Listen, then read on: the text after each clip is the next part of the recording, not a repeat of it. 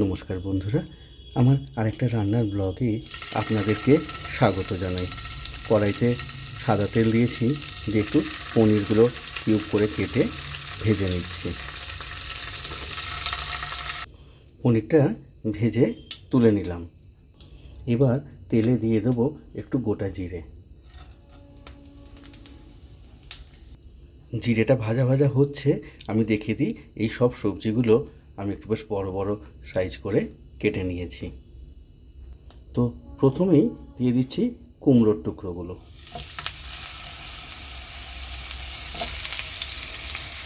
তারপর ফুলকপি,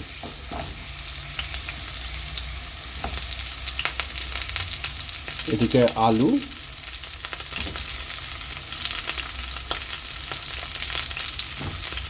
আর গাজর।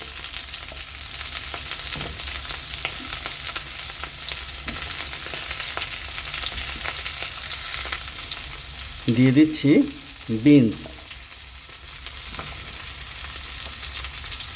কিছুই নয়, তৈরি করব একটু মিক্সড ভেজ পনির দিয়ে। শীতের এত সবজি ভালো পাওয়া যায় যে সেগুলোকে একটু এরকম মিক্সড ভেজ বানিয়ে খেতে বড়ই ভালো লাগে। এর মধ্যেই দিয়ে দেবো কাঁচা টমেটো। এই টমেটোগুলো কিন্তু বেশ শক্ত সবজির মতনই। আর একটু সবুজ টমেটো পেলে একদিন আপনাদের টমেটোর পোস্ত দেখাবো। ওপর থেকে পরিমাণ মতন নুন ছড়িয়ে দিলাম।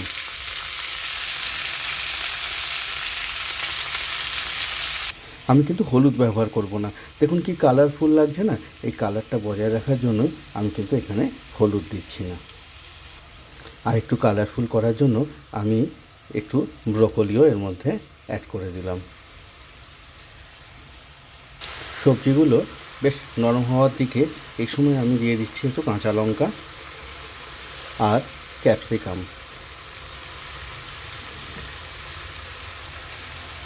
সবজিগুলো নরম হয়ে গেছে, এই সময় দিয়ে দেবো পোস্ত বাটা। আর তারপর শিল ধোয়া জলটাও এর মধ্যে দিয়ে দেবো। এই যে পোস্ত বাটাটা ধুয়ে নিয়েছি,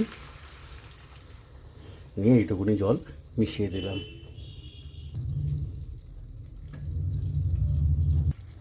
ভাজা পনিরগুলো দিয়ে ভালো করে একবার খুন্তি চালিয়ে নেব, নিয়ে আবার একটু চাপা দিয়ে দেবো, যাতে সমস্ত সবজি ভালোভাবে একটু সেদ্ধ হয়ে যায়। বোঝাই যাচ্ছে এরা বেশ নরমও হয়ে গেছে, তাও ওদেরকে আর একটু সময় দিলাম ভালোভাবে সেদ্ধ হয়ে যাওয়ার জন্যে। মিক্সড ভেজ আমার রেডি, সমস্ত সবজি সেদ্ধ হয়ে গেছে। আমি ওপর থেকে শুধু এই 1 চামচ বাটার দিয়ে দিচ্ছি, এটা গলে যাবে ওর ওপরেই।